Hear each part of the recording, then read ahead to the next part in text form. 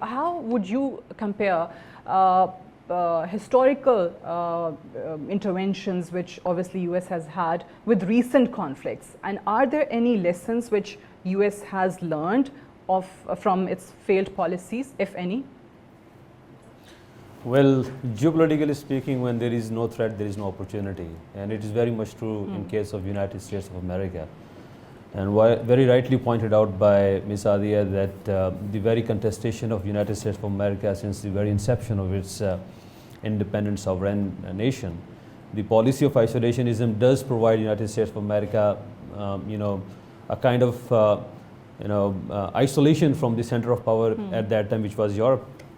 But it remained very much active in the Western Hemisphere, which was the Latin America and other part surrounding its own territory.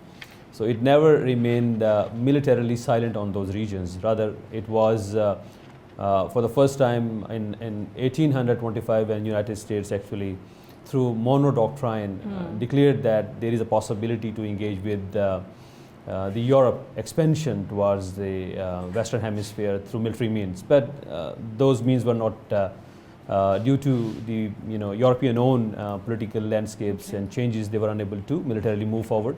So that particular confrontation was avoided. But the Pearl Harbor incident in 1941 actually created a kind of scapegoat for the United States of America to formally enter into Second World War.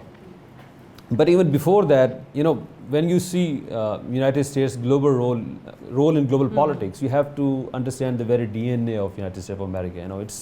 It's a country, or it's a nation which has been very much resilient in terms of achieving its geopolitical, geoeconomic and geostrategic interests. Which is why rather than ending up into revenge, it has been formally following a policy of avenging. Okay. We can see that in First World War, at the end of First World War, when the then US President Woodrow Wilson was very much active in bringing peace within European countries. And he was very successful in bringing the idea of League of Nations, the predecessor of United Nations. He was very much proactively giving 14 points, and as well as successful in getting a Treaty of Versailles in 1919. But the same spirit of isolationism did not allow even a man like an idealist like Woodrow Wilson to become part of League of Nations. Right. And one of the reasons which have been already proclaimed by so many researchers and scholars that one of the reasons of the failure of League of Nations was United States' absence in that arrangement. So that particular characteristic of United States of America was quite they were following proactively during the Second World War, and that's the reason they were successfully able to replace the Great Britain, and they were the primary factor of international governance and politics by becoming an important actor within the framework of United Nations Security Council through veto power and other arrangements. And the so-called allies of the Second World War, which includes the former Soviet Union, the Great Britain, China, the nationalist China of that time, which is actually reflected in Taiwan at the moment. France and US itself. So that ideological difference created another war, which is normally known as and referred by Saadia as a Cold War. Sorry. So within that framework, that Cold War has led the creation of two instruments to contain Soviet Union expansion. And one was the NATO North Atlantic Treaty Organization, and the second one was economic instrument, which was 1948 Marshall Plan. So these two instruments actually intensified the Cold War between the former Soviet Union and the United States of America. But the first contestation which came into that league of competition was Korean War, 1950 to 53, in the Korean Peninsula, and that resulted as two states like North Korea and South Korea. And the second was within the framework of Middle East, which was the Suez Canal crisis of 1956, and then 1962 Cuban Missile Crisis. We have seen during 1960s the Vietnam War, and then of course there was a détente period during the 70s, and we saw 1979 invasion, Soviet invasion of Afghanistan.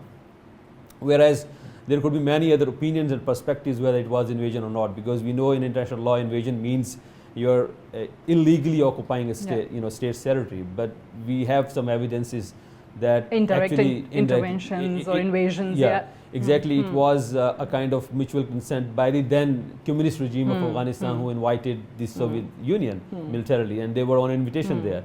But the literature usually, belongs to the most powerful nations in the world. So they crafted it. It was invasion. Fulfilled the definition of the criteria. So, yeah, exactly. Okay. So in international law, I don't think so. It was an invasion, but somehow politically speaking, it has been labeled as invasion. So it was invasion because mostly nations follow that. So that Cold War, created that glorious, momentum within the foreign policy of United States, which provides interventionism, warmongering as a very important fundamental tool for for the pursuit of national interest in United States foreign policy. And that foreign policy also includes some of the values and norms, which brings democracy and other values as a scapegoat to intervene on the name of humanitarian intervention and some other values. So I'm glad that you have given a very detailed background of what has been happening, but in short, have those strategies succeeded or failed? Well, for the powerful, the options and strategies for discussion are for the weakest. For the one who are considered as superpowers or great powers, they provide options to the others rather than they are manipulative and exploitative enough to create their own new options. So I don't feel that those mistakes, even they have done many, could be considered as a reference of a view that United States would be learning a lesson not to repeat those mistakes. They would continue to do so.